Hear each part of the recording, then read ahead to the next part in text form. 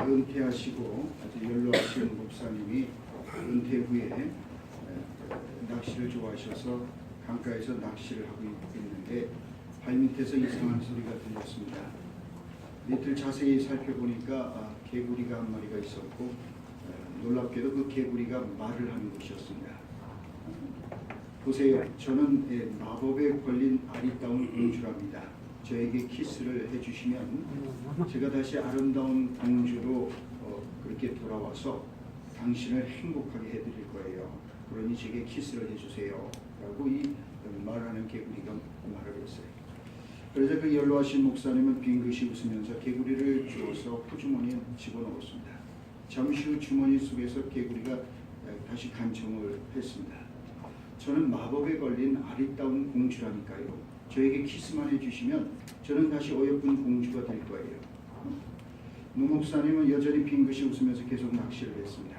그러자 주머니 속 개구리가 다시 간청을 합니다. 아니 무슨 문제가 있는 건가요? 저는 마법에 걸렸다니까요. 마법에서 풀려나면 당신을 이 세상에서 가장 행복하게 만들어 드릴 거예요. 그러자 마침내 이 연로하신 목사님이 웃으면서 대답했습니다. 이봐 깨구리 아가씨, 이 나이의 영감에게는 눈부시게 아름다운 공주보다는 너처럼 옆에서 제잘제잘 말 잘하는 깨구리가 더 즐거움을 주는 거예요. 여러분, 사람이 그립고 외로운 늙음하게는 아무리 예쁜 공주가 다가와도 마음이 통하지 않는 것입니다. 아무리 어여쁜 사람이 다가와도 유혹을 받지 않는다는 것이요. 차라리 옆에서 제잘거리며 말벗이 되어주는 깨구리가 오히려 더 반가울 수 있다는 것이지요.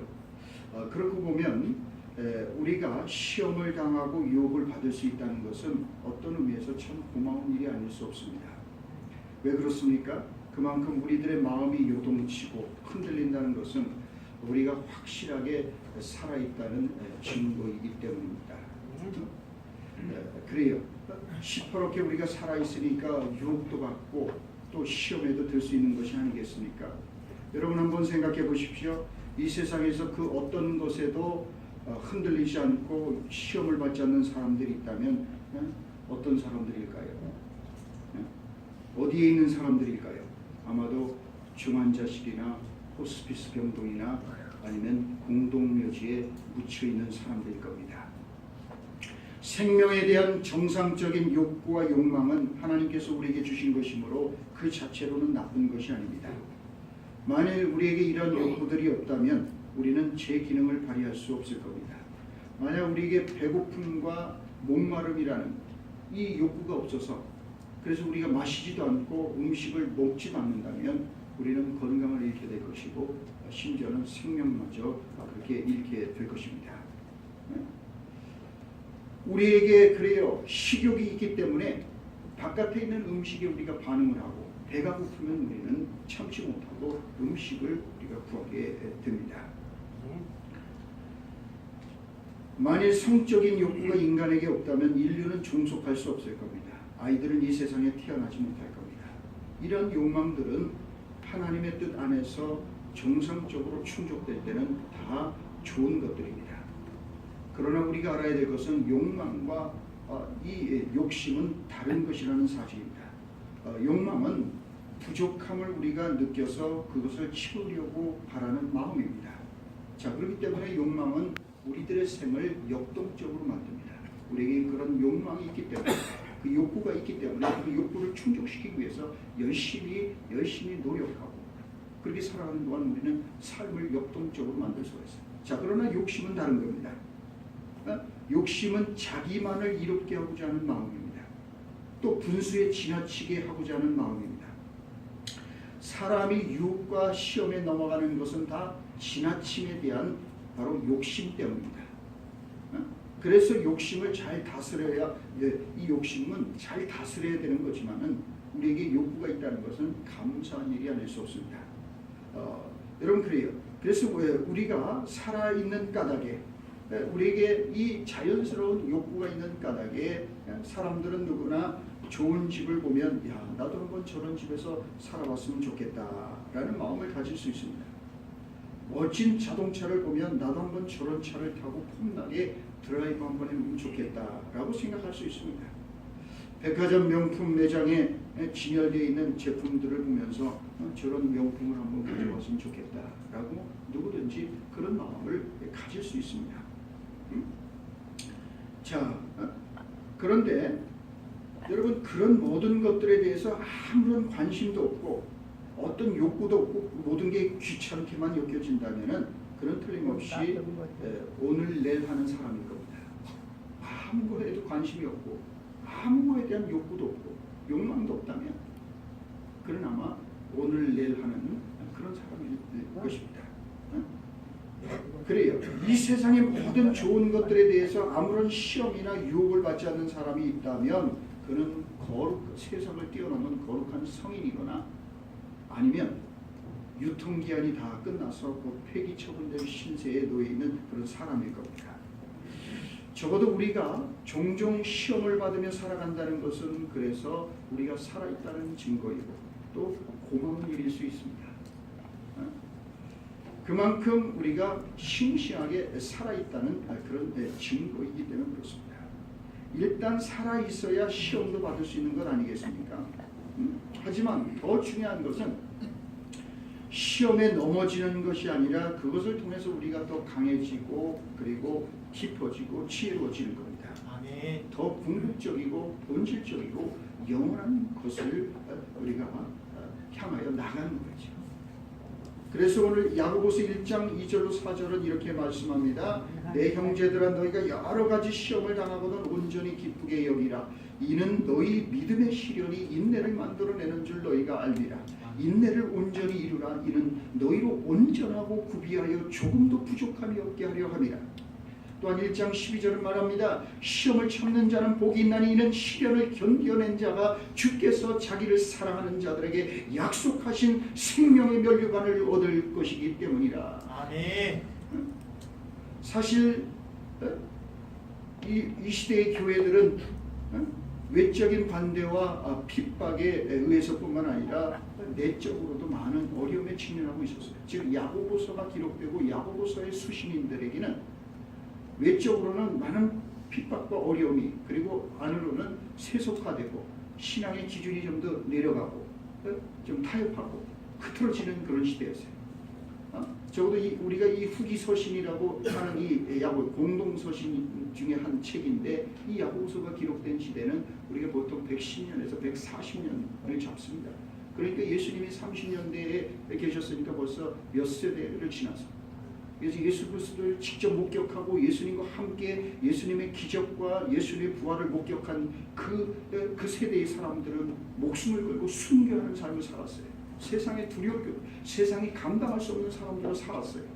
그런데 벌써 몇 세대가 지나니까 예수 그리스도에 대한 기억은 희미해졌고 그리고 예수님의 목격자들도 다 하나둘 다 세상을 떠나고 그렇기 때문에 이제 이 3세대 4세대쯤 와버리니까 신앙의 기준이 내려갔고 이제는 자꾸 뭡니까? 많은 세상의 유혹과 핍박과 이런 것들에 노출돼서 점점 더 하얀 곡선을 그리면서 내려가고 있었던 시대.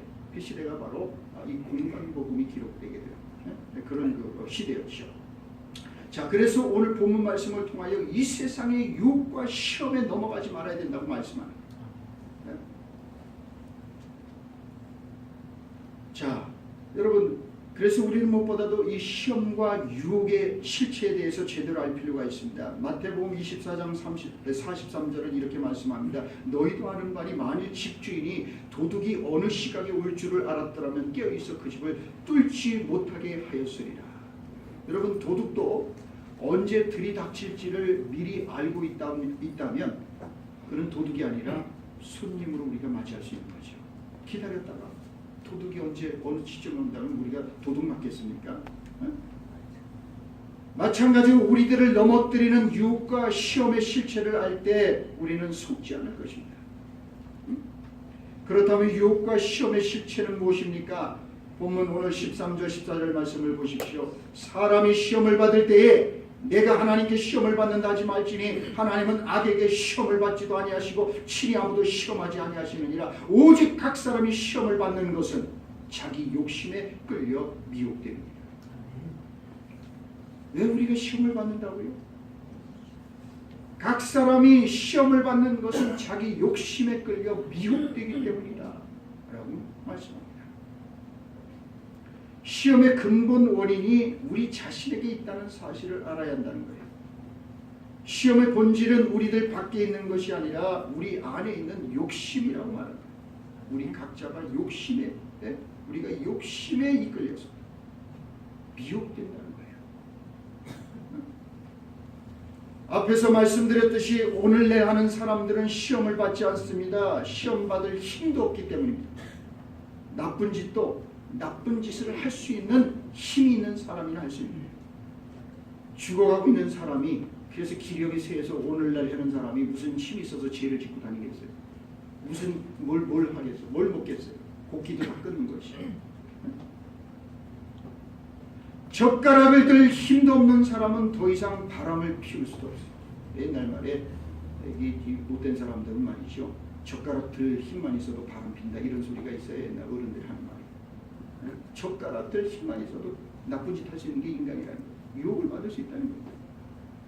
그러나 젓가락 들 힘조차도 없으면 죄를 짓고 싶어도 못하는 거죠. 자, 그렇습니다. 문제는 세상이나 환경이나 조건에 있는 게 아니라 우리 자신 안에 있습니다. 여러분 생각해 보십시오. 똑같은 환경과 조건 속에 살아가고 있을지라도 어떤 사람은 시험에 들지 않습니다. 어떤 사람은 시험에 듭니다. 문제는 밖에 있는 것이 아니라 사람의 내면에 있는 겁니다. 똑같이 3일을 굶었다고 해서 다 담을 넘어가 도둑질하는 거 아니지 않습니까? 3일을 굶어도 끝까지 양심을 지키는 사람이 있고 3일을 하루를 굶어도 남의 것을 굶지 않아도 도둑질하는 사람이죠. 똑같은 유혹을 맞닥뜨렸다 할지라도 누구나 범죄하는 건 아닙니다. 여러분 그렇습니다. 중요한 건 그래서 우리 안에 우리가 우리 각자의 욕심에 이끌려 우리가 미혹되기 때문에 그래 넘어지는 거지. 바깥에 있는 어떤 것이 사실은 문제의 실체가 아니라는 거죠. 여러분 우리가 살고 있는 세상이 왜 이렇게 시끄럽고 혼란스러운 걸까요? 모든 문제의 원인이 자기 자신에게 있는 게 아니라 다 다른 사람에게 밖에 있다고 생각하기 때문 아니겠어요? 우리들의 문제의 핵심과 초점은 다른 사람에게 밖에 있는 그 무엇에게 있다고 책임을 우리가 전가합니다. 저 사람 때문에 그렇고 바깥의 상황 때문에 그것 때문에 내가 괴롭다라고 그렇게 말하면서 삽니다. 여러분 그렇습니다. 우리는 다들 나 자신 안에 대답이 있다는 사실은 생각하지 않고 우리 다 바깥에서 대답을 찾으려고 그러고 바깥에서 원인을 찾으려고. 그래서 질문을 바꿔야 문제가 해결되는 겁니다. 많은 사람들이 자신의 배우자 탓을 하고 세상 탓을 하면서 살아갑니다. 저 사람 때문에 불행하고 저 사람 때문에 항상 문제가 된다고 말합니다. 자꾸만 남편이 화를 돋우고 집적거리니까 싸움이 된다고 말합니다. 내가 시집 올 때는 정말 싫은 소리 한 번 할 줄 모르는 참한 교수였는데 내가 어쩌다 저 인간하고 살다 보니까 내가 이렇게 되었노라고 말합니다. 본래 나는 너무나도 좋은 사람이었는데 사나운 욕 한마디 할 줄 모르는 사람이었는데 못된 남편을 만나 살다 보니까 이렇게 극악스러운 여자가 되었더라고. 성격 나빠진 것까지 남편 탓을 합니다. 여러분 그런데 생각해 보십시오. 애당초 내 속에 없는 것이 나올 수 있는 걸까요? 애초부터 없으면 나올 것도 없는 겁니다. 남편 혹은 다른 사람이 자꾸 건드리고 불편하게 하니까 문제라고 말하는 게 아니라 저 사람이 건드릴 때마다 왜 나는 화를 내는 것이라고 묻기 시작해요. 질문을 바꿔야 돼요. 왜 나는 이렇게 저 사람이 건드릴 때 찝쩍거릴 때 나는 화를 내는 걸까? 라고 그렇게 물어요. 여러분 그렇습니다. 거듭 말씀드리지만은 권총에 총알이 장전되어 있으면은 유치원생이 방아쇠를 당겨도 총알은 발사되게 되어 있어요. 그러나 그 권총에 총알이 장전되어 있지 않다면 총알이 없으면은 씨름 선수, 힘 있는 씨름 선수가 당겨도 총알은 발사되지 않습니다. 왜요? 그 안에 총알이 없기 때문에. 여러분 그렇습니다. 내 안에 분노가 쌓여있지 않으면, 내 안에 상처가 없으면 다른 사람이 아무리 만져도, 바깥에서 찝쩍거리고 만져도 아프지가 않는 거예요. 네? 그런데 우리 안에 상처가 있고 분노가 쌓여있으면, 쓴뿌리가 있으면 다른 사람이 살짝 스치기만 해도 자지러지게 아픈 겁니다. 우리 안에 있는 상처와 분노가 다 처리가 됐으면 누가 그거 놀려도 찝쩍거려도 별로 반응이 없어요. 내 안에 그게 없으니까. 그런데 내 안에 상처가 가득하 있고 분노가 가득해 있으면 누가 뭐 한마디만 하면 발끈하고, 마누라가 남편이 뭐라 그러면 뒤집어지는 거예요. 여러분 그렇습니다. 우리가 자꾸만 시험에 들고 상처를 받고 있다면 밖에서 나에게 상처를 주는 요인들만 탓할 게 아니라, 왜 나는 이런 문제들에 대해서 분노하고 쉽게 상처를 받고 자꾸 걸려 넘어지는지를 스스로에게 물어야 합니다. 내 안에 있는 화약부터 뽑아내야 돼. 내 안에 화약이 없으면 누가 건드려도 터질 게 없어요. 내 안에 그게 있으니까 터지는 거지요. 안 그렇습니까? 어떤 남자가 의사와 면담을 했습니다. 그런 불평을 늘어놓기 시작했어요. 의사 선생님이, 요즘 와서 제가 만지는 곳마다 안 아픈 데가 없습니다. 이게 늙어가서 그런 거예요. 아니면 몸이 이게 쇠약해져서 그런 건가요? 무릎을 누르면 무릎이 아프고, 배를 누르면 배가 아픕니다. 관자놀이를 누르면 관자놀이가 아프고, 도대체 이게 뭐 때문입니까? 의사는 그래서 이 사람에게 전신 엑스레이를 촬영을 지시했습니다. 1시간이 지나 엑스레이 결과를 자세히 컴퓨터하고 돌아오더니 의사는 턱을 쓰다듬으면서 천천히 말하기 시작했습니다. 왜 선생님이 만지는 곳마다 아픈지 그 원인을 찾아냈습니다. 이 환자가 도대체 왜 아픈 거예요? 그러자 의사는 엑스레이 사진을 가리키면서 말했어요. 선생님 몸에는 아무 문제가 없는데 선생님의 손가락 속에 뼈가 부러져 있습니다. 손가락. 겉은 멀쩡하지만 속에 있는 뼈가 부러져 있으면 그 손가락으로 누를 때마다 아플 수밖에 없습니다. 우리 안에 상처와 분노가 가득 차 있으면 누가 살짝 건드려도 문제가 되는 거지. 우리 내면이 부러진 손가락처럼 겉은 멀쩡하지만 속이 부러져 있다면 스치기만 해도 아프고 만지기만 해도, 그걸로 뭘 만져도 다 아프고 괴로운 것이. 여러분 그렇습니다.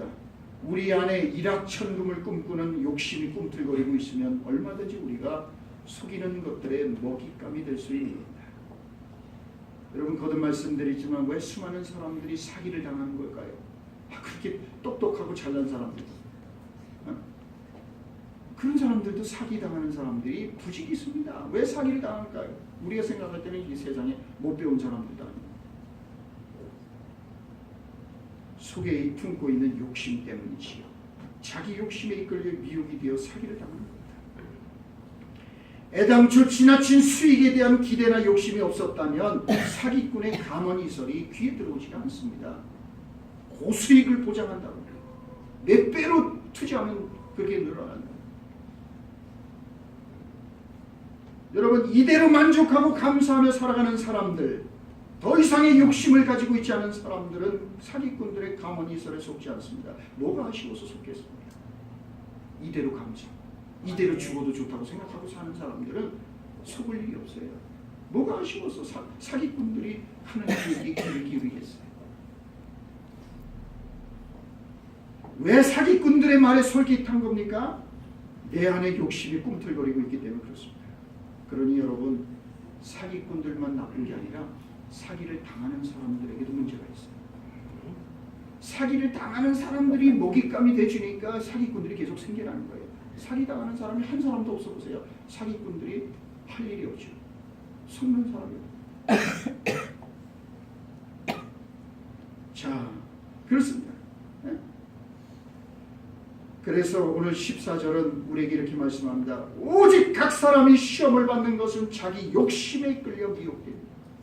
자기 욕심에 끌려서 미혹됩니다. 사기도 당하고 시험도 당하고 넘어지는 것이다. 그렇게 말씀합니다. 15절 계속해서 보십시오. 욕심이 잉태한 즉 죄를 낳고 죄가 장사한 즉 사망을 낳느니라. 욕심이 잉태하면 죄를 낳습니다. 죄가 장성하면 사망을 낳습니다. 여러분, 건강한 청춘 남녀가 사랑에 빠져서 결혼을 하면 아이가 생겨납니다. 그들의 몸 안에 아이가 될 씨앗이 들어있기 때문에 그렇습니다. 아이가 될 씨앗이 안에 들어있지 않으면 아이는 생기지 않습니다. 마찬가지로 애당초 우리 안에 욕심이 없으면, 욕심이라는 씨앗이 없으면 우리가 미혹될 일이 없어요. 시험에 들 일도 없어요. 욕심이라는 씨앗이 내 안에 있기 때문에 시험에 듭니다. 여러분, 그래요. 우리 안에 식욕이 있기 때문에 식탐이라는 게 생겨나는 거예요. 적당히 먹으면 좋겠는데 지나치게 먹어요. 적당히 먹는 건 좋은 건데, 근데 이게 식욕을 넘어서 식탐이 돼버리면 그거는 오히려 독이 되는 거 아니겠어요? 너무 많이 먹어서 병들지 않습니까? 못 먹어서가 아니라 너무 많이 먹어서. 이게 식탐이에요. 우리 안에 음식에 대한 이 욕구, 그건 좋은 건데 그것이 욕심이 돼버린다. 우리 안에 탐심이 있기 때문에 밖에 있는 물건에 대한 그런 그 욕심이 생겨나는 거예요. 여러분, 거듭 말씀드리지만은 우리가 삶 가운데서 사람들 때문에 몹시 실망하는 이유가 뭐 때문일까요? 하나님만이 채워주실 수 있는 필요들을 사람들이 채워주리라고 우리가 욕심을 내 기대하기 때문이 아니겠어요? 애인이나 부모나 혹은 남편이나 아내, 자녀들 혹은 친구들을 의지하고 그들이 우리의 모든 필요를 채워주고 우리들의 어떤 욕구를 충족시켜줄 것이라고 우리가 믿고 욕심을 내잖아요. 그래서 많은 부모들이 자기가 이루지 못한 걸 자기 자식을 통해서 한번 실현해 보려고 아이를 갖다가 자기 목적대로 애가 가지고 있는 재능과 하나님 주신 은사를 개발해서 그렇게 키워가는 게 아니라 자기가 정해놓은 목표를 따라서 애를 갖다 몰아가고 사육을 하는 부모들이 세상에 얼마나 많습니까? 욕심이에요, 욕심. 자기 욕심. 많은 사람들이 그래서 자기 욕심 때문에 사람들에게 실망해요. 남편에게, 아내에게 실망하고 자식들에게도 실망. 왜? 욕심을 가졌기 때문에. 욕심. 우리들의 문제는 인생 속에서 만나게 되는 다른 사람들이 아닙니다. 문제는 그들에 대한 우리들의 욕심입니다. 그렇습니다. 우리가 계속 실망하는 이유 가운데 하나는 하나님이 아닌 다른 것들을 신뢰하고 의지하기 때문에 그래요. 실망할 수밖에 없게 되는 것들에 우리가 의지하기 때문에 그렇습니다. 우리들은 생각합니다. 원하는 집 한 칸만 가지면 행복해질 것이라고. 원하는 더 높은 지위와 권력을 얻으면 만족하게 될 것이라고. 자, 이렇게 우리는 뭔가 바깥에 있는 어떤 것들이 우리에게 주어지면 내가 원하는 지위와 내가 원하는 명예와 내가 원하는 것을 손에 넣으면 나는 행복해질 거라고 생각해요. 그래서 욕심을 내서 그런 것들을 가지려고 해요.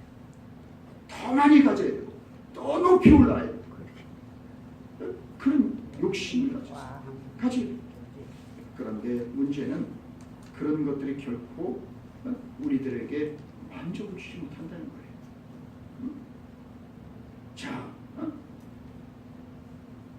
그래서 우리는 더 많은 것을 우리가 요구하고 그렇게 욕망을 우리가 욕심을 내지만은 그러나 욕심은 도무지 멈출 줄을 모른다는 거죠. 우리 대부분은 이유도 모른 채 그래서 어떤 것을 원하고 욕심을 내면서 삶의 대부분을 보냅니다. 우리는 마음에 쏙 드는 배우자를 욕심냅니다. 큰 집을 소유가지고 욕심을 냅니다. 남복이 그럴듯하고 수입이 좋은 직업을 욕심냅니다. 우리는 많은 돈을 욕심냅니다.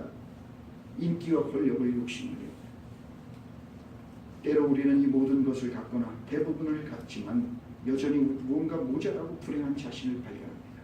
그렇다면 우리가 할 일은 나는 근본적으로 무엇을 원하는 것일까라고 우리 스스로에게 묻는 거예요. 아멘. 이런 것들을 가져도 욕심을 내도 그 욕심이 결코 우리를 행복하게 해주지 않는다면 나는 과연 내가 원하는 것은 정말 무엇일까라고 우리는 다시 묻지 않으면 안 됩니다. 그래서 우리가 참된 기쁨과 행복을 찾는 것은 하나님을 찾는 것이라는 사실을 알아야 합니다. 다른 세상에 어떤 것을 욕심내서, 다른 어떤 사람을 욕심내서 그를 통해서 내 인생의 진정한 만족과 행복이 오는 게 아니라, 우리가 그토록 뭔가를 원하는 것은, 그것은 바로 하나님을 찾는 갈망이라는 것을 잊지 말아요. 영적인 삶의 본질은 그래서 삶이 근본적으로 외적인 게임이 아니라 내적인 게임이라는 것을 깨닫는 거예요. 그래서 우리가 잘 아는 사마리아 여인 이야기 우리 잘 알지 않습니까? 남편을 7번째 바꿨지만, 그렇게 욕심을 냈지만, 내가 이런 남편하고 살면 행복할까? 욕심을 내서 바꿨지만은 7번째는 아니에요. 우리는 그 남편을 돈, 명예, 권력, 인기 7가지 우리가 그토록 목을 매며 매달리는 그런 우리가 갖고자 하는 욕심을 내는 것들에 대입해서 우리가 설명했어요. 첫 번째 남편, 돈, 권력, 인기, 향락 뭐 등 다 했지만은 그녀의 목마름은 결코 해결되지 않아요. 우리는 어리석어서 이런저런 물건, 부유함, 일들, 명예, 관계들을 쌓아올리는 데 익숙해서 왜 그것들을 원하는지 잊어버립니다. 반면에 열쇠는 우리의 내면을 들여다보는 것이다 라고 주님께서는 우리 일깨우시는 거예요. 자, 그래서 우리들의 인생의 궁극적인 모든 문제에 대한 대답은 주 안에 있는 것입니다. 그래서 오늘 보면 17절을 보십시오. 뭐라고 말씀합니까? 온갖 좋은 은사와 온전한 선물이 다 위로부터 빛들의 아버지께로부터 내려오나니 그는 변함도 없으시고 회전하는 그림자도 없으시니라. 진정한 기쁨, 온전한 것은 우리 자신의 외부에 있는 어떤 사람이나 사물에게서 오는 게 아니라 그것은 바로 위로부터 빛들의 아버지께로부터 내려오는 것입니다. 그러니 여러분, 세상의 신기루에 속지 말라고 말씀합니다. 자, 그래서 속지 말아라. 너희의 욕심에 이끌려 미혹되지 말아라. 그렇게 말씀하는 겁니다. 여러분, 그래요. 그래서 우리는 이것을 잊지 말아야 합니다. 오늘 본문 말씀, 우리가 시험을 받는 것은 다 자기 자신의 욕심 때문이라고 말씀. 존재 자체의 문제라고 말씀합니다. 16절 말씀을 다시 보십시오. 내 사랑하는 형제들아, 속지 말라. 많은 사람들이 가지고 있는 잘못된 생각에 속지 말아야 된다는 거예요. 세상의 달콤한 유혹과 즐거움과 향락에 속지 말아야 돼요. 세상의 잘못된 가치관, 더 높아져야 되고 더 많이 가져야 되고 더 유명해져야 되고 더 욕심을 내야 되고 그래야만 행복해진다고 말하는 이 잘못된 세상의 가치관에 속지 말라는 거예요. 아멘. 이게 세상의 철학에 속지 말고 세상의 이 신기루와 같은 것들에 속지 말라고 말씀합니다. 여러분, 사탄은 나쁜 것과 악한 것을 가지고 우리를 시험하지 않습니다. 평균적 그리스도인들 정도만 돼도 우리는 악한 것에 넘어가지 않습니다. 제약된 것에 무릎 꿇지 않습니다. 그래서 사탄은 좋은 것과 가장 좋은 것을 가지고 우리들을 시험하고 넘어뜨립니다. 우리는 결코 악한 것들을 욕심내지 않거든요. 그런데 우리는 어떤 것 앞에 무너지냐면 우리는 사실은 그냥 좋은 것을 구합니다. 그런데 가장 좋은 것을 구하지 않아요. 우리들을 넘어지게 만드는 것은 꼭 나쁜 것만은 아닙니다.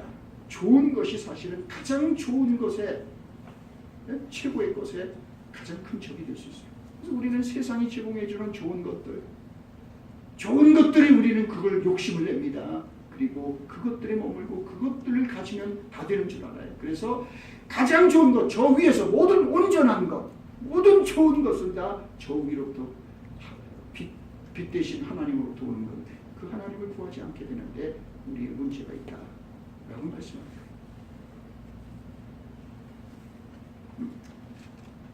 자, 여러분, 그래서 17절은 말씀하는 겁니다. 온갖 좋은 은사와 온전한 선물이 다 위로부터 빛들의 아버지께로부터 내려오나니. 아멘. 우리들의 인생의 결론과 문제에 대한 답은 저 위에 참 세상에 있습니다. 하나님께 있습니다. 하나님이 우리들의 인생의 마지막 결론입니다. 그러므로 눈에 보이는 이 세상에 속지 말아야 된다.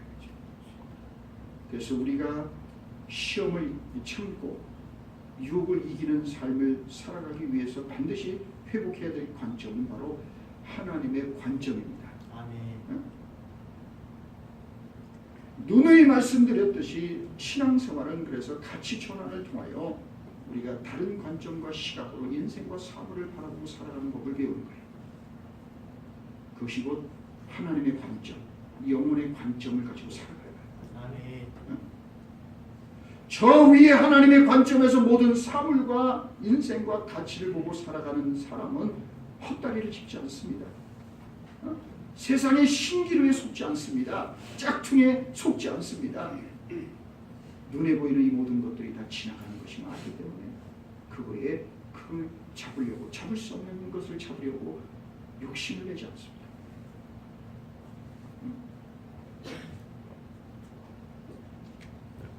자, 우리는 어리석어서 모조품에 지나지 않는 영혼의 불량식품과 육체의 오락거리에 푹 빠져 있어서 진정한 영적인 배고픔을 우리가 알지 못합니다. 그래서 우리는 그저 가짜, 세상의 좋은 것들, 그런 것들에 우리가 머물면서 저 위에서 정말 17절에서 말씀하듯이 온갖 좋은 은사와 온전한 선물, 이게 다 저 위에서 위로부터 빛들의 아버지께로부터 온다는 사실을 망각하고 우리는 그저 이 아래에서 번쩍거리는 걸 찾아다니고 이 세상에 잠깐 반짝하는 순간을 가졌다가 이내 사라져버리는 이 세상의 시시한 것들에 목을 베고 그것들의 욕심을 내면서 우리는 그렇게 시들어가는 인생이 됩니다. 자, 그래서 이사야서 55장 2절은 말씀합니다. 너희가 어찌하여 양식이 아닌 것을 위하여 은을 달아주며 배부르게 하지 못할 것을 위하여 수고하느냐. 내게 듣고 들을지어다. 그리하면 너희가 좋은 것을 먹을 것이며 너희 자신들이 기름진 것으로 즐거움을 얻으리라. 우리 어리석음 여기 있다는 거예요. 어찌하여 양식이 아닌 것을 위하여 은을 달아주며 수고하느냐 이거예요. 속고 있느냐 이거예요. 양식이 아닌 것들을 위하여 우리의 모든 정열과 에너지와 시간과 물질을 갖다 바치면서 속고 있다는 거예요. 속지 말아야 된다. 아멘. 자, 그래서 여러분 우리는 속지 말아야 합니다. 속으면 후회합니다. 무엇보다도 영원히 후회할 일을 만들지 말아야 됩니다. 이게 우리가 목숨 걸고 예수님을 붙잡아야 될 이유예요. 왜 우리가 신앙생활을 해야 되느냐? 영원히 후회할 일을 만들지 않기 위해서. 100년 뒤에 우리는 과연 어디에 있을까요? 100년 뒤에 우리는 이 세상 사람 아닙니다. 그러므로 여러분 우리가 100년 뒤의 관점에서 보면 눈에 보이는 것들은 다 시시한 것들이에요. 그래서 우리가 후회할 일을 만들지 말아야 돼요. 언젠가 소개해드린 기억이 있는데 헐값에 산 중고품이 알고 봤더니 저명한 예술가의 작품으로 그게 판명이 나서 아주 놀라운 행운을 거머쥔 남성의 이야기가 세계 토픽이 돼서 신문에 기사로 실린 것을 제가 읽어본 적이 있습니다. 미국 풍경 사진의 대가 안셀 아담스의 유리 원판 사진이 이야기가 그겁니다. 안셀 아담스. 얼마 전 시가로 무려 2억 달러, 우리 돈으로 2,372억 원이나 나가는 것으로 감정이 됐어요. 이 유리 원판 사진이. 그런데 2,000억이 넘는다는 별로 놀라지 않아요. 2,372억 원. 이 원판 사진이 세상에 이게 뭔데 이렇게 비싼지. 그런데 여러분 놀라운 것은 그것이 이 원판들이 화재로 소실된 것으로 추정되었는데 노시지연이라는 이름의 화가가 그 원판을 헐값에 샀어요. 그래서 이 사람의 손을 통해서 이게 세상에 알려지게 됐습니다. 이 화가는 이른바 창고 세일 때 외국 같은 데는 창고에 가득 쌓아놓던 것, 원신한 것을 묵혀뒀던 것들을 갖다 꺼내서 그냥 또 세일을 하는 그때 파는 그 벼룩시장 있지 않습니까? 그런 걸 많이 한단 말이에요. 그래서 이 어느 사람의 창고에 쌓여 있었던 것을 나와서 이걸 갖다 벼룩시장에서 세일을 하는데 노시지연이라는 화가가 지나가다가 그걸 보고서 그 원판 사진 그걸 샀어요. 이 사람이. 그 주인은 이거에다 얼마를 불렀냐면 75달러를 불렀어요. 75달러면 내가 가져가라. 근데 이 노시지연 화가가 깎았어요. 지금 깎아달라고 이 문화를. 그래갖고 45달러로 깎았어요. 그래갖고 45달러를 주고 2,372억 원을 받게 되는 그 원판 사진을 노시지연 화가가 구입을 합니다. 우리 돈으로 5만 원도 채 안 되는 그 돈을 가지고 2,372억 원짜리 원판 사진을 산 거죠. 여러분, 자신이 5만 원에 팔았던 그 사진 원판이 2억 달러짜리의 이 놀라운 천문학적인 가치를 가진 사진이라는 것을 뒤늦게 한 그 사람 마음이 어떻을까요? 얼마나 가슴을 치며 후회를 했을까요? 사람이 느낄 수 있는 가장 고통스러운 경험은 그래서 후회입니다. 후회만큼 우리를 아프게 하는 것은 없습니다. 여러분, 그래요. 우리가 인생 한 번밖에 없는 인생을 살면서 후회하는 거. 왜냐하면 그렇게 바꿀 수도 없고 되돌릴 수도 없고 물릴 수도 없습니다. 한 번밖에 없는 인생이기 때문에 후회할 일을 만드는 것처럼 가슴 아픈 일은 없어요.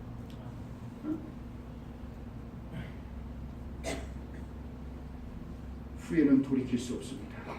그래서 영원한 후회거리를 만들지 말아야 합니다. 아멘. 여러분, 그렇습니다. 많은 사람들이 이러저러한 후회거리를 만들고 있습니다.